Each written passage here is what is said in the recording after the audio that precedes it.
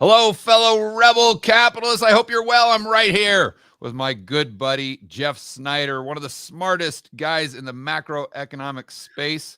And he just did a blog post, I think just yesterday or the day prior, on this inversion in the yield curve with the euro dollar future market. And we always kind of focus on the yield curve of the bond market.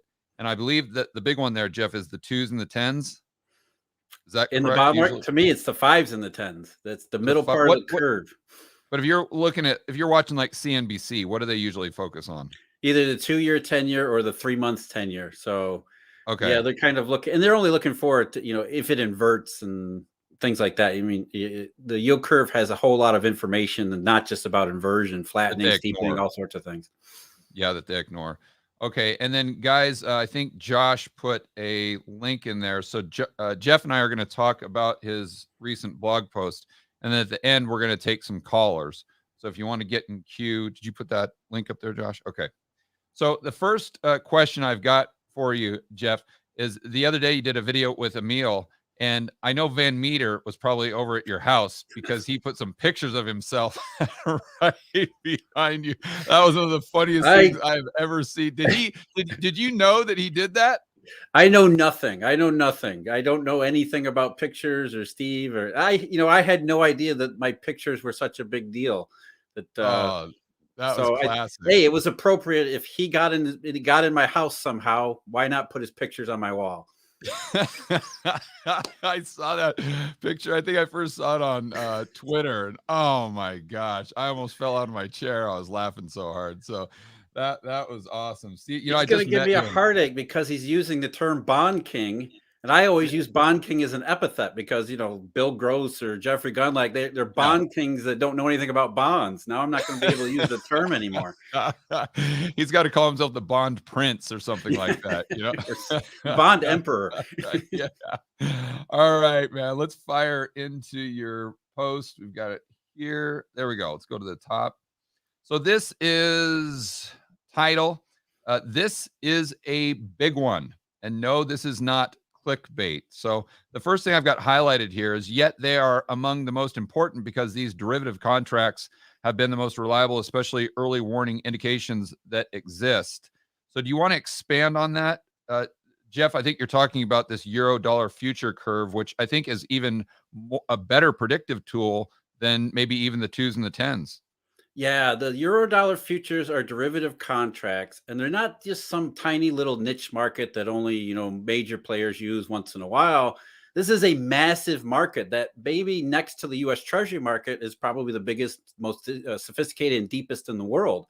We're talking about trillions of dollars in notional contracts traded every day in these marketplaces and these Eurodollar futures contracts. So even though most people probably have never heard of it or really don't know much about it, it is a huge internal piece of the global guts, the global plumbing, the marketplace, fixed income, bonds, credit, money, all those things coming together in Eurodollar futures. And Eurodollar futures are specifically a contract that is tied to, obviously, as the name, the derivative contract implies, it's a future bet on where 3-month Libor will be.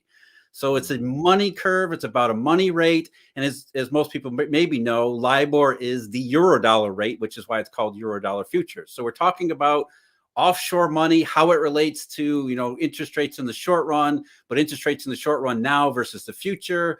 And it leads us to draw these curves, which tells us a lot about what the monetary system itself is seeing and thinking about the monetary system that we can't otherwise observe directly. Or the global economy. Huge amount of information here that's available that pretty much nobody knows about. So if I'm a bank in, let's say, Colombia, and I need a dollar denominated loan. So I go to a bank, let's say, in the Cayman Islands, and I say, okay, I need a loan for $100 million. What type of interest rate will you give me? That bank in the Cayman Islands can create a dollar denominated loan, but to get the interest rate, they'd first check with Libor. Is that correct? And then they'd charge them maybe a risk premium on top of that?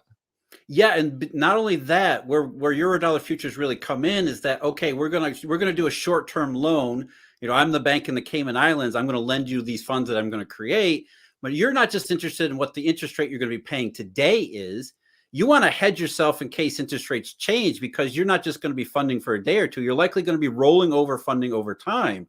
So you want to be hedged for changes in the interest rate market, because it's an uncertain world, and the last thing you want is to, hey, I'm paying X percentage on my short-term funding today, but all of a sudden tomorrow it's X plus a lot. If you're not hedged, that could be a very, very bad day for you. So you could lock that in futures are important.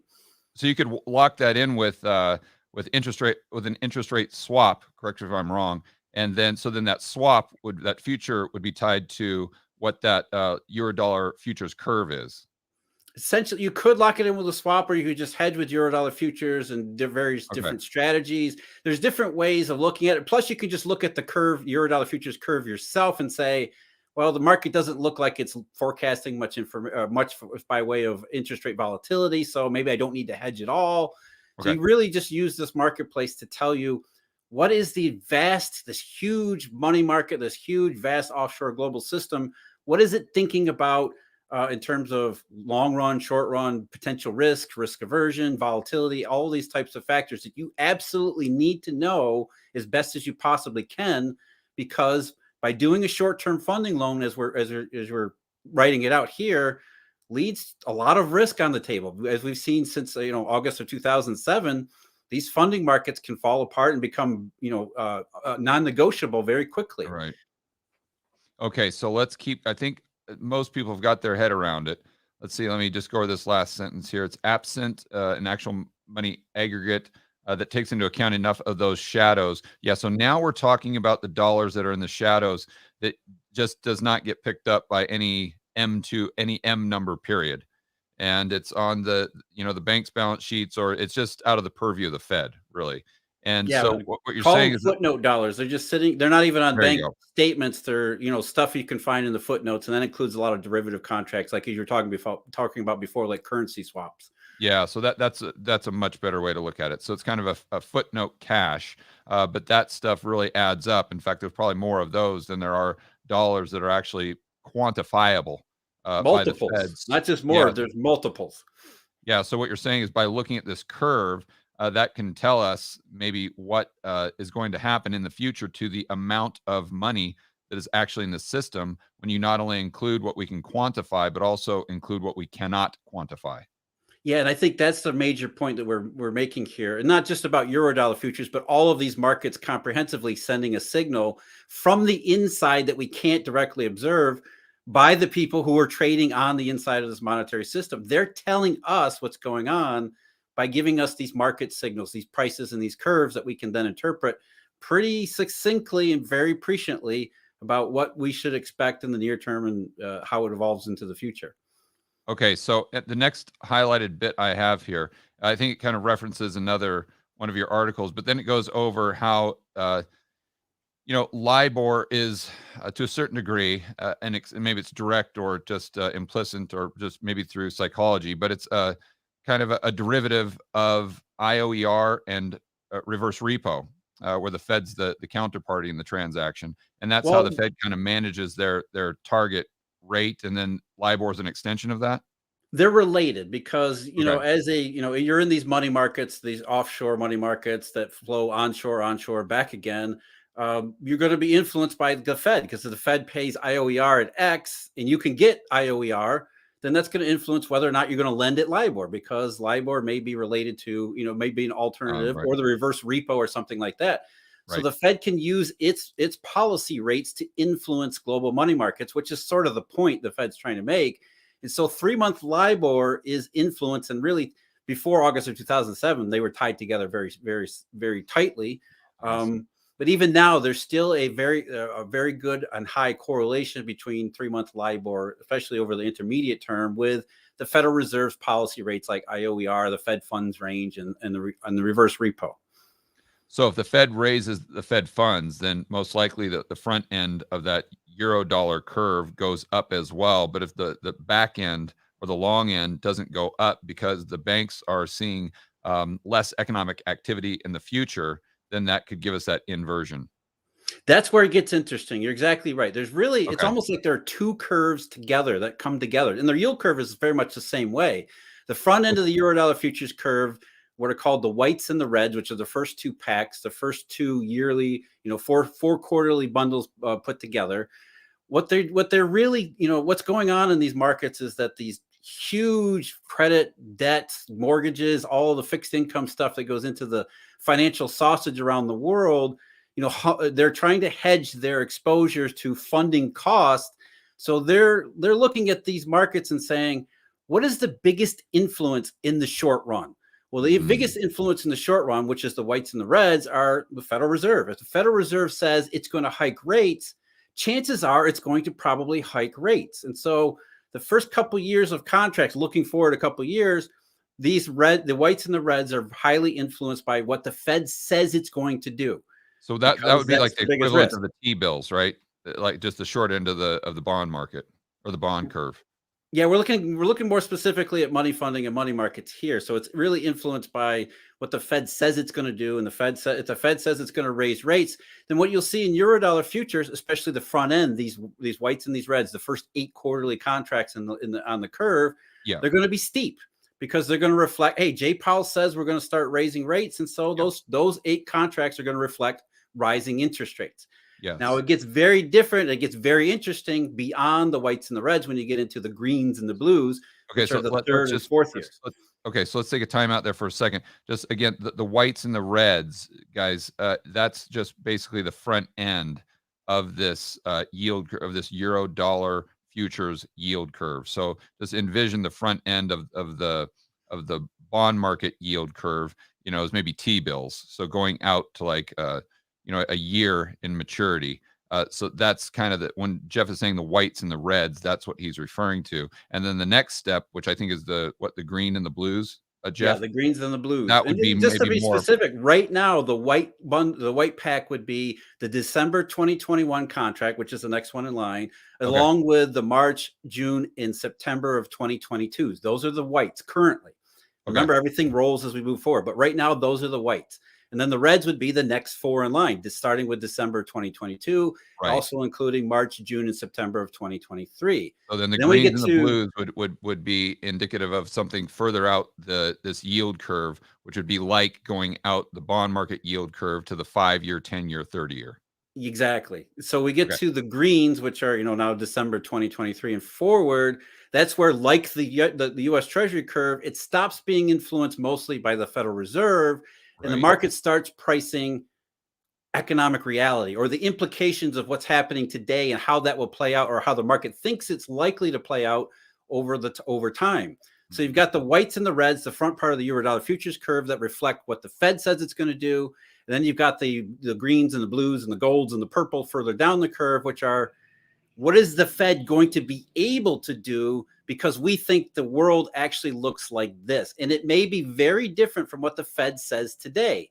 The Fed says it's going to hike rates, but if the market doesn't believe it's going to be able to hike rates for very long or at all, then you'll see 2 different types of curves develop. You'll see the steepness in the whites and the reds, the front part, reflecting what the Fed says.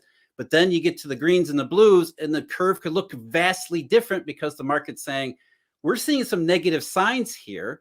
And it may take the Fed a long time to figure this out, because it always takes the Fed a long time to figure out reality. But at some point, what we're seeing that's negative today is likely to have a serious effect. And so this is where we get into inversion, because in the greens and the blues that are more reflective of bets on reality down the road, it may be very different from what Jay Powell says, like in 2018. So we see almost 2 separate curves at the same time, which is where this inversion actually comes from. Okay, so I think we just touched on this next highlighted part that I wanted to discuss. Let's see, we touched on that. Yep, now we keep going here. So now you're talking about what a healthy yield curve would look like if we were truly going into an economic recovery. So that's sound, and from a fundamental standpoint, it's sustainable. So let's talk about this, and then we'll try to connect how this applies to inflation, or maybe economic growth, or economic output, or global economic activity. Yeah, the curve should be upward sloping, and it's doubly upward sloping from where we are today, which is at an incredibly historically low interest rate. So we should be looking for don't fear higher interest rates. Higher interest rates are good. Higher interest rates are a good sign that mean that we're moving our way back toward normality or normalcy. Normalcy means interest rates normalize, which is not low interest rates. So we should be looking at a curve, Eurodollar futures as well as the yield curve, that is not just upward sloping, but steeply upward sloping, and not just in the whites and the reds, but also the greens and the blues and the golds and the purples and all the way down the curve. That would mean the market says, yes, not only is Jay Powell looking at rate hikes, we're also looking at rate hikes to continue far into the future, unbroken, unstoppable, continuous for the foreseeable future, because we think, the market thinks, that the economic and monetary situation is healthy. It's good. We're on our way back to recovery and normal. So a steep upward sloping yield curve is a thing of beauty. That's what we want to see. That's what we want to see. That's what we've been waiting to see since, really 2007. And it just hasn't happened because obviously the market keeps pricing in these interruptions to what are supposed to be best laid plans, but it never really works out that way. So upward sloping, good, beautiful, awesome. That's what we want. Is there a way that the interest rates could go up at the long end and it be a result of something other than the market perceiving healthy economic growth in the future? Are you talking about something like credit risk in the U.S. government? Well, something like that, the federal government going too far and breaking things down. I suppose it's a possibility. I'm trying to take it to an extreme. I'm trying to take it to an extreme in my own head, and I'm thinking, okay, if not that the U.S. is going to get there, but let's just take if they had this market in like Venezuela or something. You're seeing prices skyrocket daily. Therefore, I'd assume that interest rates would be at a whatever 10,000%, but yet we couldn't say that economic activity was increasing. Economic activity would be decreasing at the same time you had significant consumer price inflation. So yeah, you're talking about the difference between nominal and real yields, essentially your nominal and real rates. And yeah, I don't know how the Eurodollar futures curve would actually price something like that, because I think right now what's going on, or what the market trades on, is not such distant, way down the road possibilities. It's looking at the situation today as it exists and projecting the problems we have today into the future. What's likely to happen that we can see today that's likely to affect tomorrow? And in the current shape of the curve and the current market, the way the market's trading, that's not about credit risk for the U.S. government. I'm not saying that's not a problem, that the U.S. government's fiscal deficits aren't an issue. They're not an issue right now, and they're not an issue that the market perceives as something we need to worry about right now, even though it might be something that we have to worry about in time. As the market is positioned right now, it's basically all about monetary conditions. It's liquidity risk, essentially. Is there, see, the way I did a whiteboard video trying to explain this last night, and I kept coming to the conclusion in my own mind, because I had to divorce myself from thinking strictly about consumer price inflation as the definition as the only definition of inflation. And I'm thinking, okay, and I went back to the 40s, and I used that chart from an earlier post, and then I used a chart that Lynn has as well. And you see those big consumer price spikes, but that wasn't necessarily a result of monetary inflation. So then I in my own mind, I thought, it's a lot easier if I kind of replace the word inflation with economic activity. So although we might have price spikes as a result of supply shocks, we're not having an increase in economic activity. In fact, we can have a decrease in economic activity, very similar to what we saw in 2020, where we did see prices spike, but no one would argue that we had an increase in economic output. Is there something to that line of thinking? That's actually it. And people give me crap all the time because I say it's not inflation, and I don't mean that consumer prices haven't changed or they haven't gone up by a lot. What I say when I use the term inflation, I mean money printing. There's excess money in the system, and what that means, the implication of it, is that consumer prices don't just go up today; they're going to go up tomorrow, and the day after, and the day after, and the day after. So it's sustained consumer price acceleration that is inflation. In the situation you're talking about, where consumer prices are forced higher through a bottleneck in supply, as we've seen over the last year, you're right. It's not actually an increase in activity at all. In fact, it's amazing when you adjust for prices, things like global trade, exports and imports and things like that. There's actually less trade. There's actually less production now than there was a couple years ago. So That makes a lot of George, sense you're to me. absolutely right. Yeah. It's not more activity. It's actually less activity. Right. So when we're looking at the bond market, and this is a discussion that we had a few months ago, it's not just the U.S. Treasury market telling us there's going to be less economic activity in the United States, but maybe more so globally. That's what we have to remember, that this is a global market. It doesn't necessarily say, hey, this is what's going to happen with the United States, although that could be a part of it. Yeah, and you would expect eventually the United States wouldn't be isolated. There is no decoupling from the global Eurodollar system. It's really about variations in time when all these things line up. But you're right. We're looking, even U.S. Treasuries, even Eurodollar futures. We're looking about the situation or the prospective situation in the global economy, in the global system. So we got to think more than local here. We got to think globally. Yeah. So, okay, my next question would be, we talk about an increase in the money supply. We'll just use that. We'll call it dollar supply, using M2 and the money that's in the shadow, or the dollars that are in the shadows. Is it safe to assume that if we do have economic activity increasing, that we would also see a corresponding increase in the overall money supply in aggregate total? That's if you're talking about broader shadow money terms, that's usually kind of the correlation we see. When we find the bond market, for example, reflecting higher growth and inflation expectations as a steeper yield curve with higher nominal rates, especially at the long end, that's associated with higher growth and inflation, which is less of a monetary constraint in the shadow system. So there is a correlation between economic activity, limited as it has been since 2008, and these very serious and very time-tested indications in the quote-unquote bond market, which includes all of these things, not just U.S. Treasuries, but other sovereign bond markets, as well as Eurodollar futures, currency swaps, interest rate swaps, even the price of the dollar's exchange value itself. We get a comprehensive picture of how the monetary system is doing, how it's expected, and what are the risks being perceived in those markets from all of these financial indications. And there is a definite relationship between the monetary condition and the ability of the global economy to at least stop contracting. Yeah, so let's go back in history, because one of the charts that I used in that whiteboard video, where I was trying to explain your position to the best of my ability, and Lynn's position, is I used that long-term chart of interest rates. I'm just thinking right off the top of my head here, and I think it peaked out in World War I, and then it pretty much went all the way down. That cycle went down in yields to 1946. And I think that's when it started to come back up. But then in the 1950s, that's when we got done with that yield curve control, which I think I agree with you. I don't think that really had anything to do with bond rates.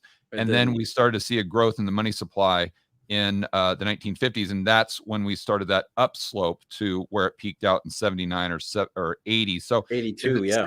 Is it safe to assume that from World War George, I, just to interrupt, it's not an accident that you see the inflation, real monetary inflation, start where it did, which is in the second half of the 1950s. The Eurodollar system showed up in the mid 1950s, and then all of a sudden we've got bond yields as well as sustained CPI increases. Now, the first increase in the CPI late 50s wasn't the great inflation, obviously, but it was sort of a precursor of what was to come. And after a little bit about of disinflation in the early 1960s, you had bond yields spot on predicting the looming great inflation, which was the Eurodollar just being unleashed all over the world. So basically what happened there, guys, is 1944 we had Bretton Woods, and the world says, okay, the United States, you're in charge of creating dollars, not only inside the US, but outside the United States, for these global economies to grow at full capacity. And the U.S. says, okay, we'll bear that responsibility. But then what happens is their trade deficit aren't big enough to export enough dollars. And therefore, these banks in the early 1950s say to themselves, okay, we need to figure out a solution. So if the US isn't going to export enough dollars, we'll just go ahead and create the dollars ourselves and lend them out. And that's where you get the Eurodollar system. And that's where you get an increase in the actual money supply that was picked up by the long end of the yield curve. And that takes us into the inflation of the 60s and the 70s. Absolutely. Yeah. And it was the world's first ledger money virtual electronic currency. Because as you just stated, it's, it's simply a ledger, fictional currency, money of account. It's not actual physical money, nor is it physical Federal Reserve notes or cash or anything like that. It's strictly about banks trading with banks and doing electronic communication settlements.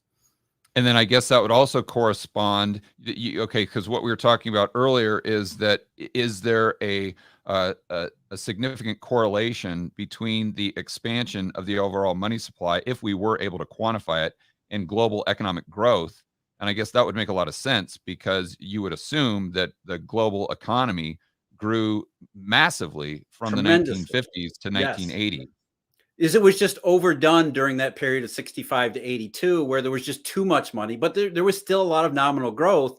And once it kind of settled down into the 1980s and 90s, it was, we had massive expansion all over the world. You had China rising from, backward subsistent agrarian economy into an industrial powerhouse. It wasn't just China. It was all around the world. The Asian tigers of the 90s. Yeah.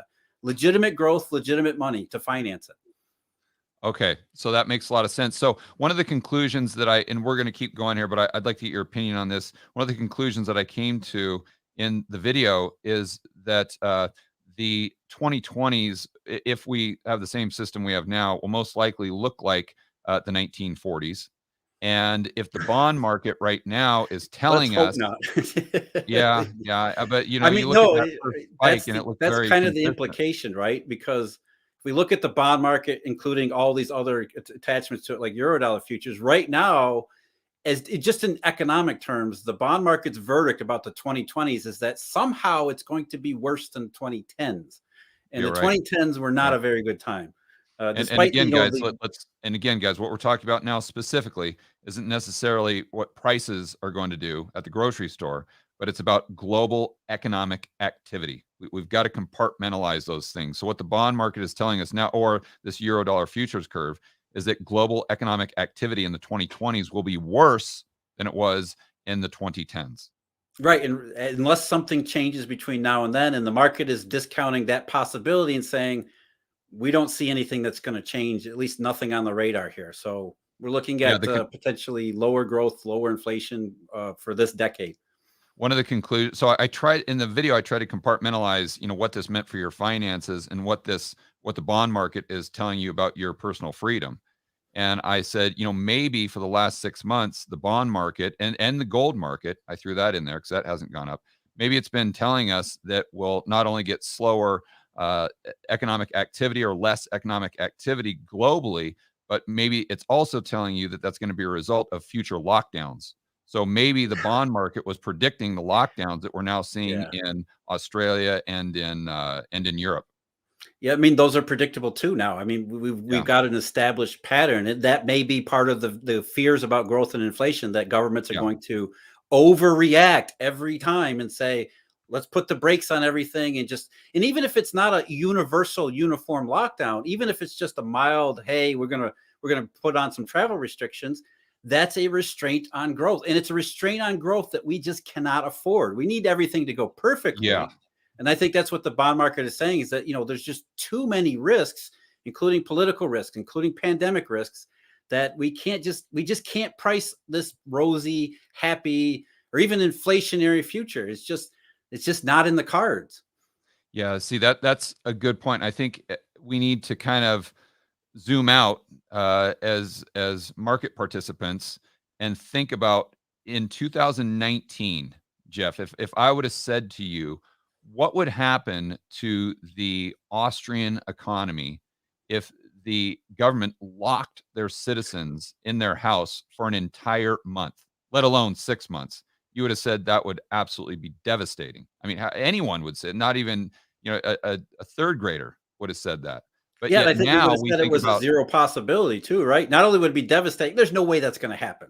Yeah, exactly. But And now now we it's talk about now that, it's and it's like, yeah. yeah, whatever. Another month of lockdown, no big deal. We don't understand that that still has just as damaging a consequence to the economy as it would have in 2019 when we were less acclimated to that.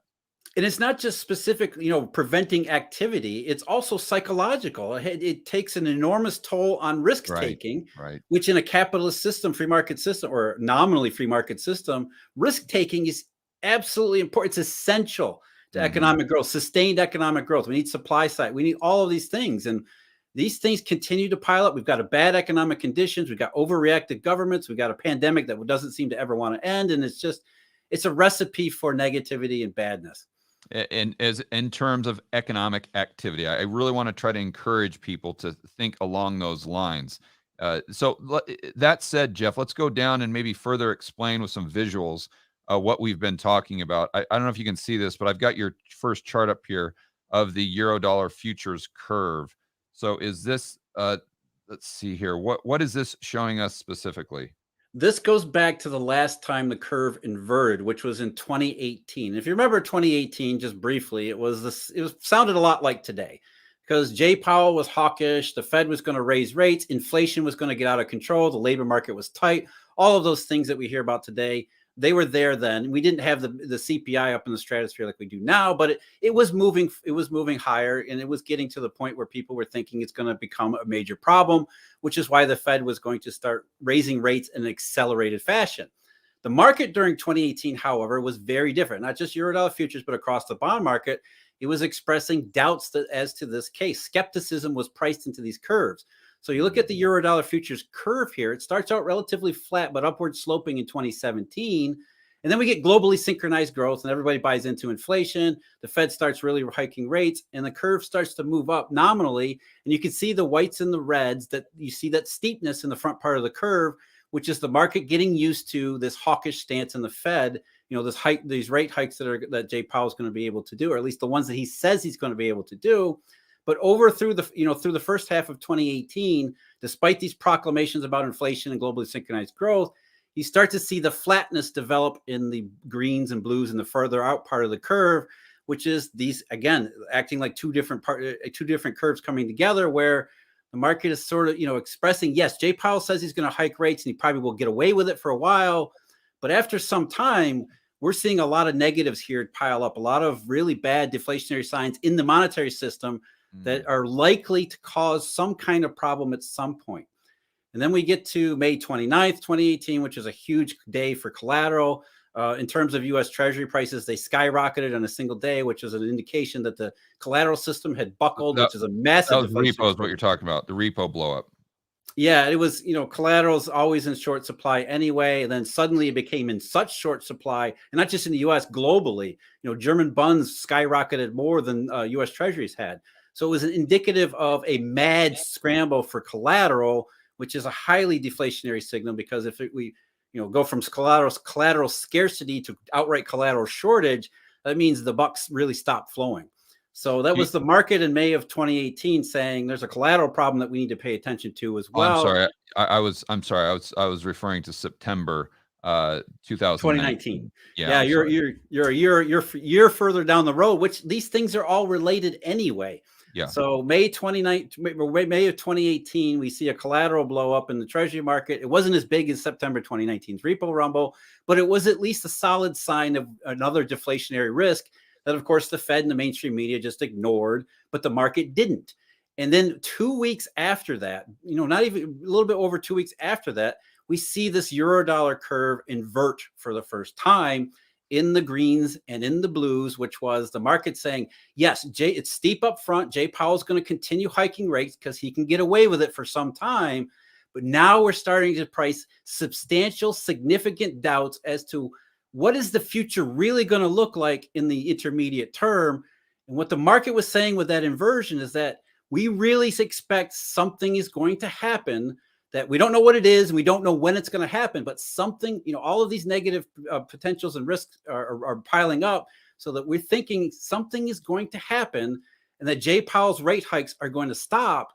And we're going to increasingly price the probability that he's going to actually have to turn around and start cutting rates at some point. Now, This initial inversion, June of 2018, not only did it cut against the narrative, but there's really no specifics in it. It's just the market starting to get a feel that these negative deflationary, the stuff you can't see in the shadows, is starting to really go wrong. And the chances of something popping in the real, the monetary system becomes a real problem for the real economy, that it's going to force lower interest rates, not higher interest rates. And as we said at the beginning, as you pointed out, George, we want to see an upward sloping curve because that means everything's good and normal. Now we have not just a bent curve and a flat curve, we have an upside down curve, which is the market really distorting based on these negative perceptions beyond the near term. So it was a general vibe that these negative things, these, collateral, rising dollar, dollar funding, all of these problems, potential problems in the offshore marketplaces, were going to interrupt the upward trend, the recovery, the inflation before it ever really got going. Do you think that's what's going on with gold? That's part of it. I think that gold is absolutely involved in the collateral. As we've seen historically, when repo collateral gets really tight and participants in the market get really short of collateral, gold will get used as sort of a last resort measure, and it's negative for the gold price usually when those things happen. So it's kind of counterintuitive why that would be, but through the mechanics of repo and collateral, that's usually what happens. So that could be what's going on if we get to a real collateral crunch or a real collateral shortage, that, in the short run, gold tends to drop, even though it might be, over the intermediate run, it becomes volatile, and maybe it's fine over the long run. Yeah. I mean, when I sit there and look at the bond market, the long end there, even without the insight of this Eurodollar future curve, and I look at the dollar on the DXY, and then I look at the price of gold, I say, boy, it's sure, I don't know what's going to happen to consumer prices. I think they could still even continue to go up, maybe at a slower rate, but it sure is telling me that economic activity globally is going to be a lot lower going into 2022 than we think it's going to be, or at least the Fed thinks it's going to be. No, and I think that's what the inversion is here. The version that we saw this week is a carbon copy of 2018. It's again, it's steep in the whites and the reds. So the market is saying Jay Powell's current hawkishness in 2021 and 2022. Yeah, they're probably going to taper. They may even get to some rate hikes. But before too long, now we get into the greens and the blues, the curve is saying something is likely to go wrong, whether it's, a deflationary, spasm, whether it's just economic growth disappoints too much that it creates problems, whatever it is. We don't really know right now. We don't know when it's going to happen, but we have this really, really bad feeling that something is more likely to go wrong than everything is to go right. And that's why we have this inversion. And it's to me, that's why I wrote the title, which was, this is a big one. To me, when you see inversion in a money curve like Eurodollar futures, because it's such a huge, deep, liquid market, an inversion is such, it's an upset to the natural order. It takes a lot of bad vibes to get this curve to invert. And it takes a lot of even more bad vibes for it to stay inverted. And by the way, we're in day 3 of inversion. And over just the 3 days, I'm actually a little bit surprised at how much the inversion has deepened and spread. It's not just in the narrow part that it was on December 1st. It's actually up as far as, I think, the March 2024 contracts now, all the way down to the March 2026 contracts. So we're talking definitely greens and definitely the blues, where the market is saying, again, we don't know what, but the chances are something is going to go wrong. And as you pointed out, economic activity is going to get hammered by something, likely to get hammered by something, probably deflationary money, rising costs, that kind of a thing. That's more likely than things are going to continue to go right, and Jay Powell's going to be able to hike rates as long as he wants to. Yeah, people have to understand how unnatural it is. I mean, I think just putting it into a context that everyone can understand. To say that you're lending your buddy $1,000. Well, if you lend him that $1,000 over 30 years, is the interest rate you charge going to be higher or lower than if you were giving him a loan for 3 months? Well, obviously, it would be way higher because you're taking so much more risk by allowing him to use that money for 30 years. So that's the natural way of the natural price of money, I should say. And so when you see the opposite, to where you're charging him more for interest for 3 months than you are for 30 years on an annual basis, you can see how that should not happen. Yeah, inversion is a complete upset to the natural order, and it should not happen. And it does happen. And the reason we associate it with only bad outcomes is because inversion only means bad outcomes. There really isn't anything good here. How And, accurate has it been historically, Jeff? yeah, that's the real bad part here is, unfortunately, the Eurodollar futures curve, as I said in the early part of the article, is among the most reliable early warning indicators we have. Yeah. To give you an example, not just 2018, 2006, December of 2006, Eurodollar futures inverted in exactly the same way, outside the whites and the reds, into the blues and the greens. Everybody ignored it. Subprime was contained, but the Eurodollar futures curve 2 years before Lehman Brothers had said, almost 2 years before Lehman Brothers had said, this is going to be a big problem. This is going to be something we need to pay attention to. This inversion means things are getting serious. And that's why, again, why I said this is a big deal, because when you see Eurodollar futures and curve inverted, because it's priced on 3-month Libor, it's a fundamental piece of the global monetary puzzle. It is something you'd want to pay attention to and understand what's really going on, because not only is it, a big, deep, sophisticated market, it has been reliable, probably because it is a big, deep, sophisticated market. It is telling us, again, from the inside, what is being perceived about the monetary system, and therefore the prospects or the implications of today playing out tomorrow and, over the intermediate future. When we had the last inversion in the 2s and the 10s, was that at the end of 2018 or the beginning of 2019? That was in August of 2019. So, just before that repo mess that you talked about before, the bond market was saying, we're in a mess here. We're in a real mess here. Yes. Okay. So then what was the Eurodollar future curve telling us at that time? By that time, the same thing? If we roll forward from where we were in the middle of 2018, we got the little tiny bit of inversion, which is itself a huge signal, like where we are today. And then, over the next couple of months of 2018, you never really got more than a little bit inverted, but that in and of itself was a negative warning sign. It meant that the inversion was sticking around, which you never want to see. But then you get to November of 2018, and then the curve just collapsed. 2018 or 2019? 2018, long before 2019. The Eurodollar curve not just inverted a little bit in the greens and the blues, it was inverted a hell of a lot, not just greens and blues, but also the whites and the reds. So now we see the front part of the curve go from steep upward sloping to steep downward sloping. And by early January 4th of 2019, the Eurodollar futures curve from top to about, into the blues was 30 basis points inverted, which is, that's like middle 2007 inverted. That's really, hey, something's really going wrong here. So the curve inverted long before we got to the trouble in the rest of 2018. And it was coincident to a huge downdraft in interest rates, bond yields all over the world, coincident to, some inversion in other parts of the yield curve, and a lot of economic growth really tailing off all over the world. And then you had repo. Then you absolutely on top of everything. Yeah, then you had repo then in November of 2019, and then you had the we'll call it the cerveza sickness. I mean, yes, I don't know if it was predicting that, but that would be no, and that's incredible. the thing. When you step back and look at this at the Eurodollar curve, and you take it literally, it looks like in June of 2018 it was predicting COVID, because it was saying, the greens and the blues were the middle of 2020.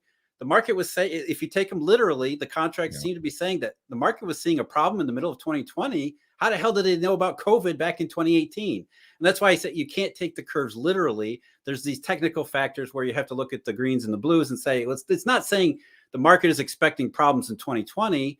It's expecting problems at some point in the future. But at least it's telling you that the economy itself, the global economy, was structurally unsound going into COVID. So it wasn't, a lot of the talking heads on CNBC like to make you think that everything was great.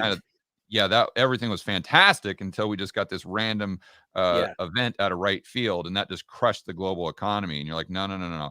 It was broken. No, these curves said, as you just said, there was lots of structural weaknesses in the real economy, and even more so, lots of susceptibility in the monetary system that made it prone to things like September 2019 repo, or these knee-jerk hiccups and spasms that should never happen. They shouldn't be able to happen. And these markets are telling you that these things are primed to happen. These are things that are likely to happen.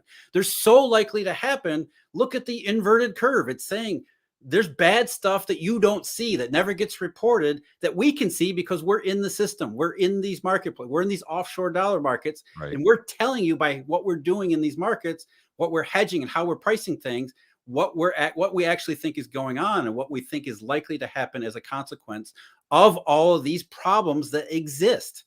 And they exist independent of the Fed's bank reserves. I gotta point that out every time. Doesn't matter how much the Fed's bank reserves are; they are completely irrelevant here, because as we see, there's trillions upon trillions, and all year we've heard about too much money and all this nonsense. Yet here we have all of these curves that are reliable, time tested, saying, there's too much deflationary risk. In fact, there's so much deflationary risk right now. This curve is inverted, and look at the yield curve. The yield curve is flattening out. Like, I don't remember the curve ever flattening out, especially in the 5-year 10-year region, this fast, this quickly. Now you're talking about the bond market. Yeah, the treasury curve. It's just amazing how much negative signals there are that people just want to ignore or dismiss or something. And I just want to insert there for clarity. We can also just we can use the term a decrease in economic activity when you say deflation.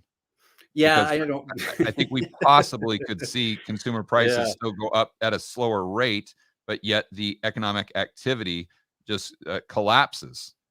I think, though, the market is saying that consumer prices are not going to be going up for much longer. And we're already seeing, I think, that the leading edge of that actual outright deflation in certain commodities, especially the knee-jerk reaction in oil over the last couple of days, which is indicative of very serious concerns about the demand side, again, economic activity, and what that will do to just even, the supply squeeze and the situation in commodities themselves, which are obviously very susceptible to questions about demand.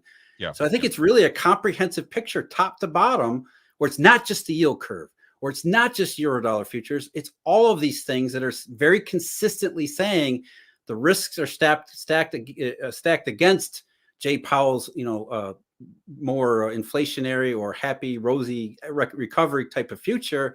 In my language and the way I characterize it, that's deflationary, which I know people hate using that term because, hey, the CPI 6.2%. How can you say it's deflationary?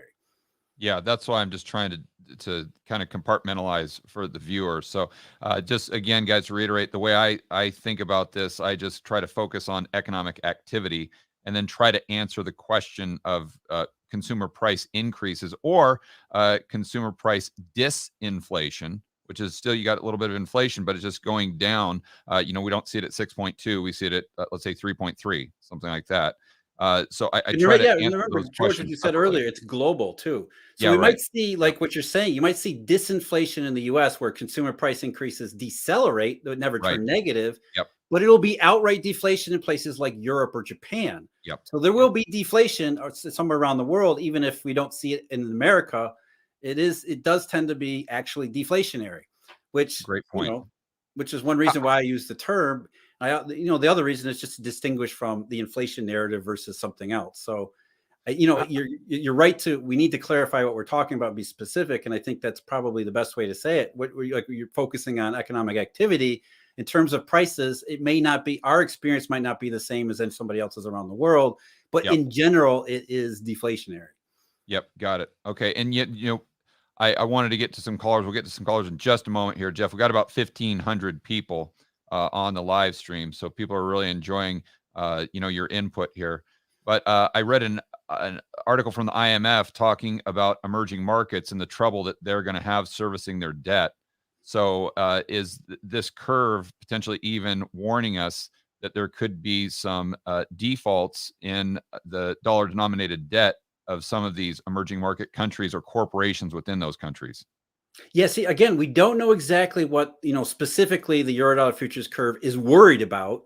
Yeah. But that certainly could be a big one, couldn't it? Because you got to think, emerging markets, especially, for the last couple of years, it's been really bad in those places. And in some ways, the supply shock and the consumer prices and commodity prices have masked substantial economic weakness and lack of recovery in some of those places. And so many of those are commodity producers. I just want to. Yeah, we haven't really reconciled their debt loads, which were already extreme. And all that played a role in what happened in 2018, 2019 too, because a lot of that junk debt was used as the basis of the pyramid and the collateral scheme, which, I mean, that never really got worked out either. And so in a lot of ways, some of the stuff that was left over from 2019 may come back to really bite the system in 2022, especially if the recovery or the rebound becomes weaker or becomes a downturn into next year globally.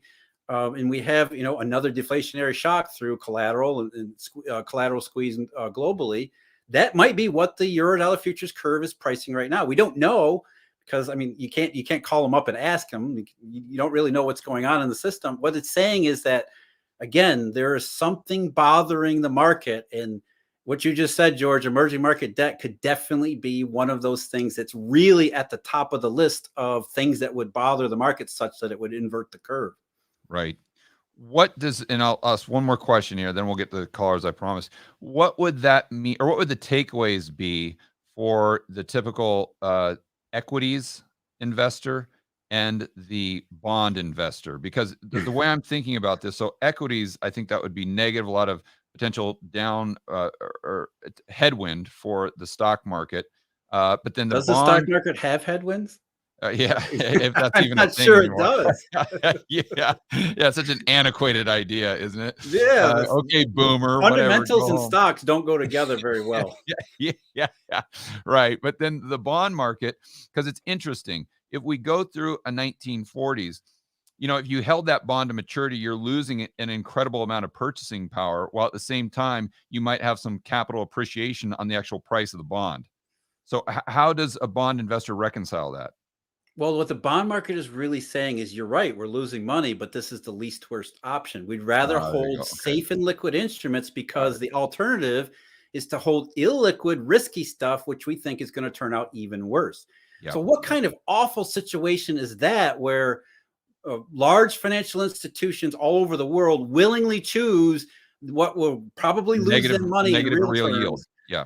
Because they don't like any of the other alternatives. So again, it's another way to say the same things that we've been saying, but put in this different terms, which is things are not going to be very well. Things are not projected to go very well, because, bond prices are going up, not because the Fed's buying them, but because the market is saying, we don't like the look of the situation, and the badness or the bad vibe of the current situation seems to be getting worse all the time, that it's now distorting curves in an open and outright fashion that everybody can see. So, how bad are things potentially going to be in the intermediate future? Yeah. Okay, that I've got it. I'm crystal clear now. That was awesome. So now let's go to a caller. Sir, you're on with Jeff Snider. What is your name? My name? Yes. That's me? Oh, yes. What an honor. Thank you very much. I'm a huge fan from you guys from Brazil.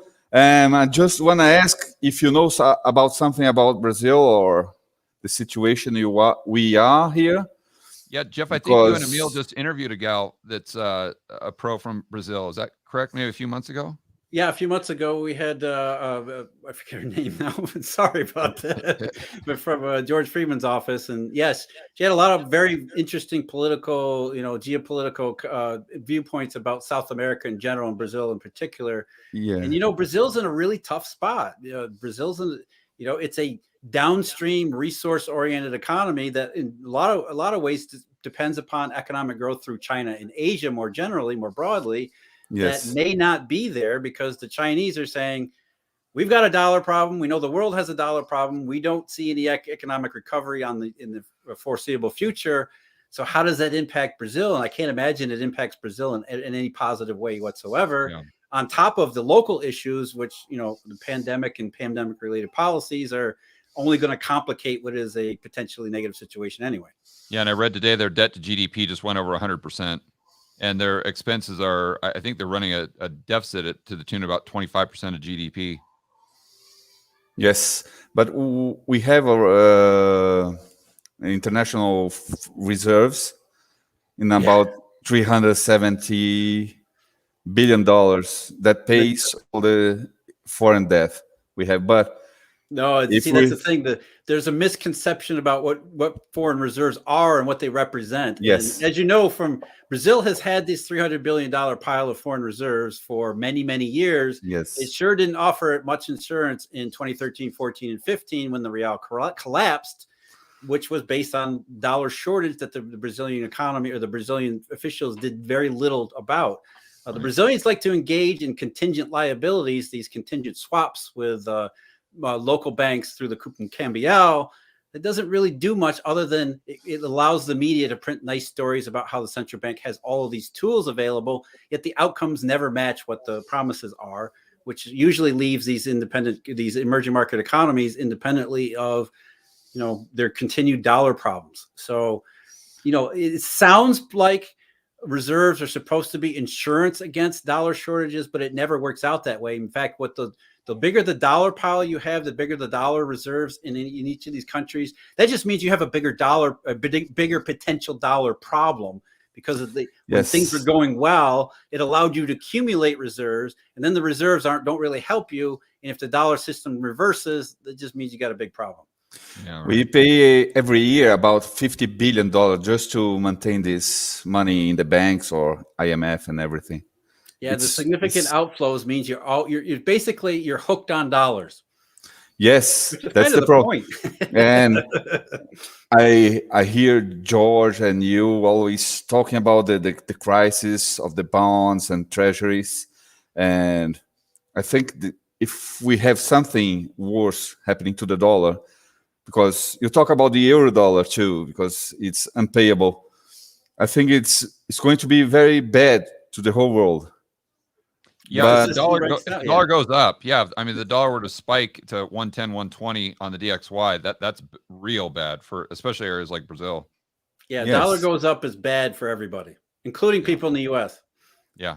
And the other way too, if the dollar goes busted, I don't think it's going to happen. No. Yeah, but that's a lot better for Brazil, because then all that dollar denominated debt out there, it wouldn't be as much of a burden.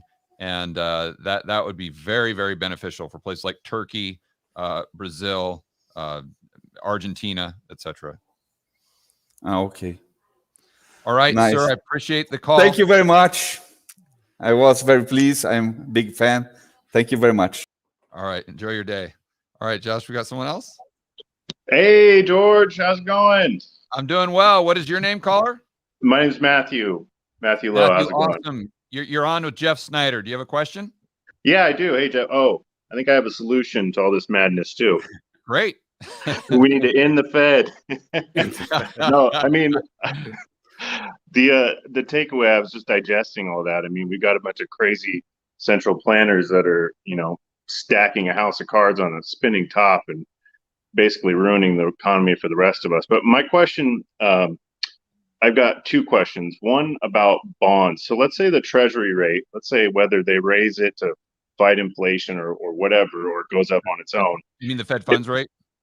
Yes. Okay. Or, well, just the rate on treasury bonds in general. If that goes up to, let's say, 5%, and we know that we're 30 trillion in debt or whatever, and there's no way that we can pay that.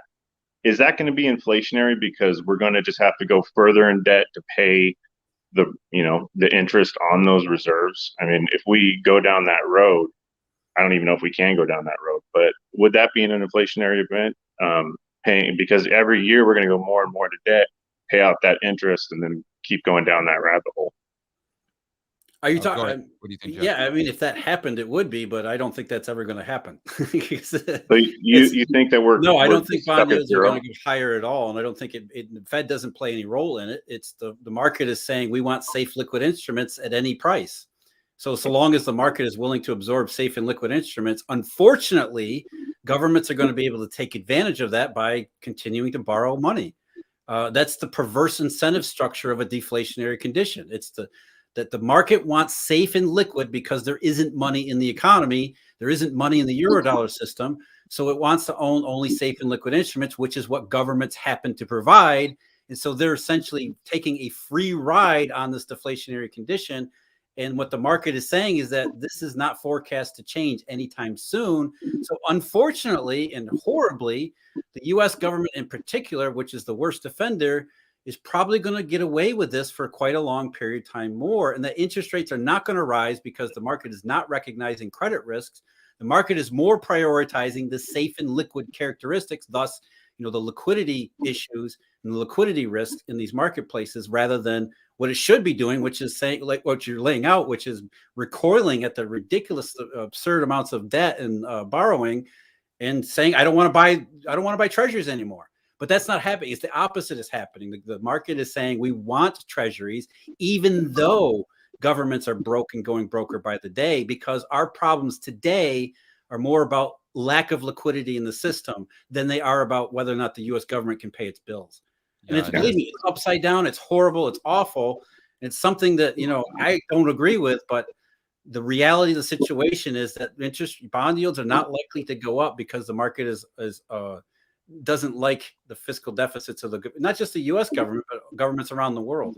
Yeah, and it's a feedback loop too, because that allows the governments to profligate spend to a greater degree, which distorts the economy to a greater degree, which makes increased demand for those bonds because there's nothing else out there. Yeah, it's a vicious cycle. I mean, look at Japan. The more the government gets involved, the less it's going to affect, or less it's going to positively impact the economy, which means more deflation. And more deflation means, more demand for safe and liquid instruments, which the government is only too happy to provide. Yeah. And it's just this awful, perverse cycle. We're just digging a deeper hole here. Yeah. But I mean, and it's one that nobody knows how to get out of, because they can't make sense of all these things, because we're told, government spending's inflationary. Government, or the bond market hates credit risk in the government bonds, and you can't connect all these dots to make a coherent picture to say what's really going on here is just simple textbook deflationary money. And you and I spoke, Jeff, after the Rebel Capitalist Conference, and you explained that, it looks like we're headed down Japan, and I got really depressed after that. You're like, we got 30 years of a bleak future ahead of us. I'm like, I'm hoping someday sanity will, okay. So my second question is, that you're saying the banks aren't lending, there's no economic activity, but one area where they are lending a lot is in margin debt, right? I mean, we're at record levels. They're lending obviously to people. I could go get a line of credit for, I don't know, $1 million, whatever, to buy on Robinhood. And so I could leverage myself up 10 million times. So is that inflationary in any way? No, that's actually, again, deflationary, because the banks are saying that they view the safest, most liquid, the safest alternative to actually lending in the real economy and productive projects is financial stuff. That's unproductive. That's and again, I opposite of what we want banks to do. I don't want to cut you off there, but again, guys, just view this through the lens of economic activity in the real economy. Yeah, real economy, lending in the real economy is productive for real economic activity sustained into the future. If we're, companies buying back their shares by borrowing debt in the bond market, for example, that's deflationary too, because they should be investing in their own capacities rather than messing around in, the repurchases of their own equities. That's not inflationary, because it's just money chasing its own tail. It's money that isn't being used productively. Yeah, so the banks are looking at the real economy, and they're saying it's so bad out there. There's so little economic growth, or there's such a decline in economic activity, that instead of lending to a business to grow their business and create more goods and services, hire more workers, we would rather give you $100 million to buy Dogecoin. That's really what we're talking about here. I mean, I could be the richest man in the world if I could borrow $250 billion and invest it into my own company. It seems like a pretty good deal, but yeah, I don't know. I mean, they're worried about demand. They're worried about your customers. I mean, they're worried about all these things that go into economic activity. Yeah. So, I mean, and George, I watched your video of the time frame. I mean, it seems like things are almost going really fast. I'm worried that you were saying this could look like the 40s over the 20s. I mean, it might look like the 40s and the 50s in the next couple of years. Yeah, it does seem like it's a more compressed time frame for sure. I mean, I hope it's not, because it gives us more time to figure out a soft landing, Plan B, or fourth turning. When I was talking about that on the video, because that ends badly. So hopefully we've got some time to figure out a solution for that. Well, thanks for all your insight, guys. I mean, we really appreciate it, trying to navigate through all this insanity. And Jeff, are you going to be there in Houston this year? I forgot if you're on the lineup or not. No, he's going to be. No, he's speaking to our mastermind group, but we're going to get him back in the summer in Miami if he's free for that. All right. Well, I'll look forward to talking to you again next time, and you as well, George. And thanks again, guys, for all your great information. Appreciate it. Awesome. Welcome. Thank Take you for care. the call. All right. Well, Jeff, I've kept you over an hour, buddy. We've got almost 1,650 people on live. So you got time for another call? Yeah, let's keep going. I mean, the more we talk about this stuff, the better. Yeah. All right. Hello, listener. What is your name? Justin, how you doing? Justin, doing well. You're on with Jeff Snider. Awesome. I went to Rebel Capitalist down in Miami. Appreciate you guys both. It's really hard to understand anything Jeff says, so I appreciate you trying to translate. Common complaint. I get that all the time. I wish I could fix It's like you got a whole I'm not picture smart of enough. everything that's going on, and you point out these little things and these little things, and then I just lose you. But appreciate you, George. So my question is, with what you're seeing, Jeff, what are you doing with your own money in order to combat or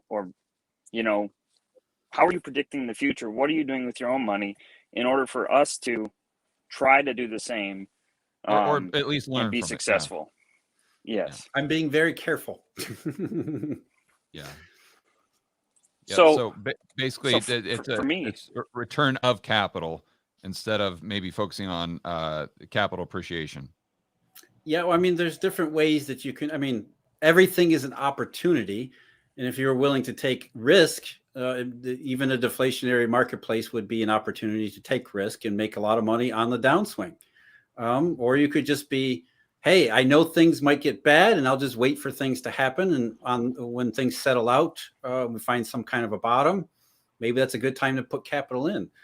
It's really about what you think you want to do, what risks you want to take. Because if you're relatively certain that we have a deflationary cycle in front of us, it's not just, you don't just have to sit on the sidelines getting nothing. You can participate and take risky activities.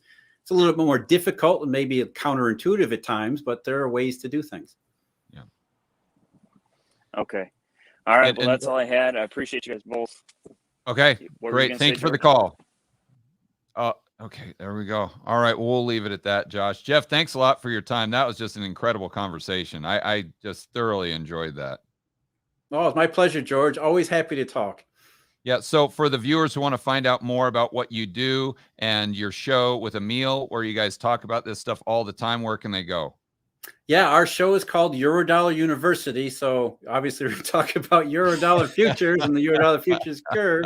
Yeah, my co-host, Emil Kalinowski, who is a character himself. So we have a lot of fun talking about these things. As Justin said, most people don't pay attention much to what I say. They're more paying attention to what Emil says because he's very good about disseminating and communicating in ways that I'm not. So it's on YouTube, podcasts, Apple, iTunes, whatever that stuff is. You can find Eurodollar University out there somewhere. And I post, a couple times a day about certain things, economy, marketplaces at my company's blog at alhambrapartners.com. So if you're interested in reading rather than hearing me talk, which is, I understand completely, you can go there. And what do you do for Real Clear Markets? Is that somewhere that just takes your blog posts and read? No, I actually produced a long form essay every week. So it's a regular Friday column where I try to go into real deep dives about some of these things. Just today, it was about Eurodollar futures, the reds, the whites, the blues, and the greens. And was the market predicting COVID 2 years ahead of time? And how do we interpret the curve? And so, I'm there every Friday with, again, a long form essay trying to take a really deep look at what's going on in some of these shadow money places. All right, viewers, we'll leave it there. I want to encourage you to always stand up and fight for freedom, for liberty, free market capitalism, and we'll see you on the next video.